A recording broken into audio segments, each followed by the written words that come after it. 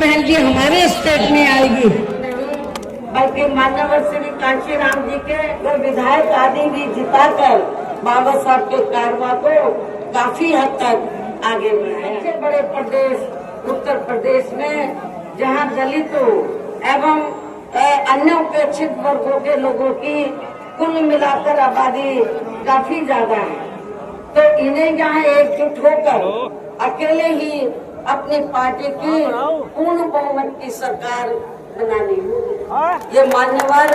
श्री कांशीराम जी की उनके देहांत होने से पहले ये दिल्ली तमन्ना थी। तभी फिर इन वर्गों के लोग उन सब बातों पर अमल करते हुए तो आप लोगों को पार्टी के जनाधार को आगे बढ़ाना है। तो जिन्होंने बहुत, क्योंकि जो भी लोग हैं तो बहुत कुछ यहाँ सीखने के लिए आए हैं। वो किस लिए आए हैं? वर्कर है थोड़े से बेचारे, थोड़े हम लोग भी यूपी से पीछे नहीं रहेंगे, हम लोग भी बड़ा प्रोग्राम करके दिखाएंगे। तो जिन्होंने पूर्व की तरह ही यानी कि पूरे यूपी से जो बड़ी तादाद में लोग आए हैं, तो इनको मैंने जैसे आपको बताया दूसरी पार्टियों की तरह हम लोग दिहाड़ी पे नहीं लाए हैं, मजदूरी पे। ये लोग अपने खुद के पैसों से चलकर या लाखों लाखों की संख्या में पहुंचकर वे भीड़ लाने के मामले में भी अपने खुद के ही पिछले सभी रिकॉर्ड तोड़ते हुए इस बार मान्यवर श्री कांशीराम जी के पुण्यतिथि के कार्यक्रम को ऐतिहासिक व जबरदस्त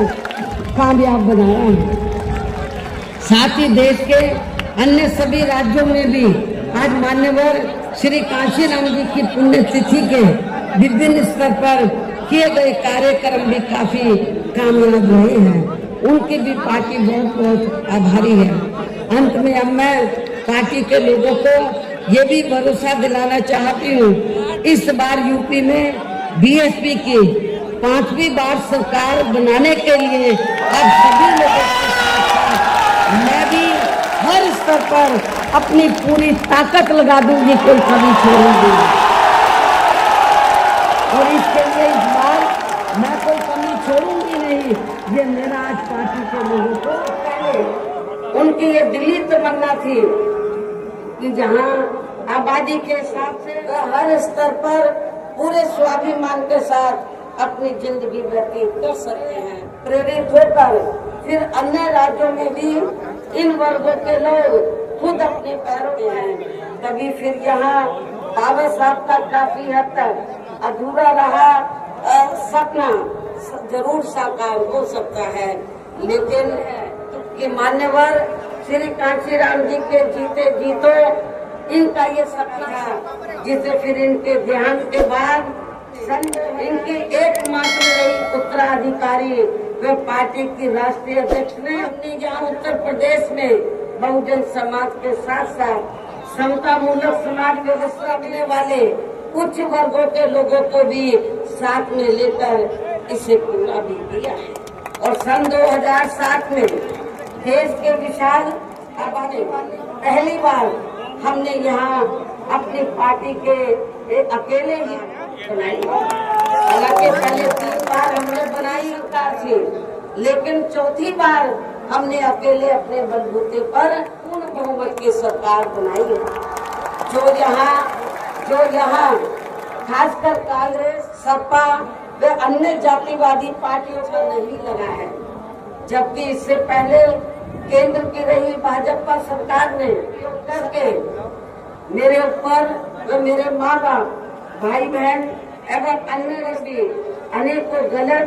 एवं फर्जी केस दर्ज करा के हम सभी को जबरदस्ती इनकम टैक्स के जंजाल में फंसाकर हमारी छवि को धूमिल करने का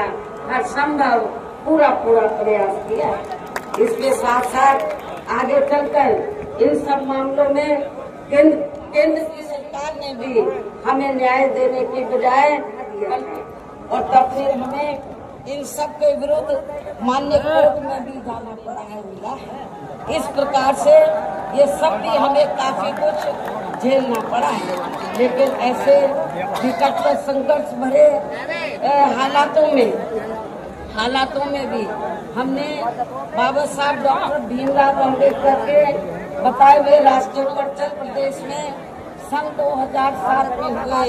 विधानसभा चुनाव में अकेले ही ये चुनाव लड़कर फिर अपनी पार्टी की पूर्ण बहुमत की सरकार बनाई है। और हमने बाबा साहब डॉक्टर भीमराव अम्बेडकर गरीबों, मजदूरों, बेरोजगारों, किसानों, वकीलों, कर्मचारियों, व्यापारियों एवं अन्य मेहनत करने वाले श्री काशीराम जी आदि के सपनों को काफी हद तक साकार के लिए हमने अपनी सरकार में यहाँ जारी व पूंजीवादी व्यवस्था के शिकार रहे लोगों को अर्थात सब समाज गरीबों, दलितों, आदिवासियों, पिछड़े वर्गों के साथ साथ अन्य धार्मिक अल्पसंख्यक समाज के लोगों कल्याण में अनेकों ऐतिहासिक कार्य जिनके नाम बदलकर उन्हें विभिन्न पार्टियों की सरकारें बना रही है, जबकि इसका वास्तव में असली श्रेय बीएसपी को ही जाता है। साथ ही हमारे दलितों एवं अन्य उपेक्षित वर्गों के लोगों के हितों का सभी खासकर आरक्षण का तो इन्हें पूरा लाभ दिया है, बल्कि हमने यह अपनी सरकार में सर्व समाज में से गरीबों, मजदूरों, बेरोजगारों, किसानों, वकीलों, कर्मचारियों, व्यापारियों एवं अन्य मेहनत कर